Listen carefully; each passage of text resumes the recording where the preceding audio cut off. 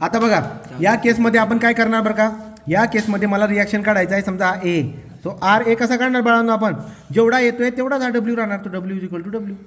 आलं लक्षामध्ये, वरून हा डब्ल्यू लागतोय तर इकडे पण किती असणार, हा डब्ल्यूच राहणार. म्हणजे हा जर का 10 किलो न्यूटन राहिला असता तर इकडची रिॲक्शन किती असली असती 10, म्हणजे आपला हा जो शिअर फोर्स राहिला असता 10 किलो न्यूटन. ओके.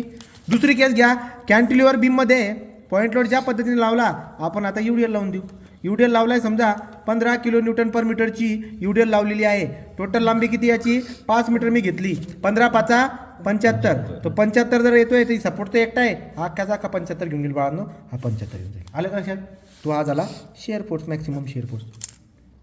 तो कॅन्टिलिव्हरची ही केस आणि सिम्पली सपोर्टची केस याच्यावरून तुम्हाला यस काढता यायला पाहिजे. आणि त्याच्यानंतर मग तुम्हाला जेव्हा तुम्हाला तो मॅक्सिमम शेअर फोर्स देत नाही त्या केसमध्ये या पद्धतीने शेअर फोर्स काढायचा आणि मग पुढे उदाहरण सॉल्व्ह करायचं.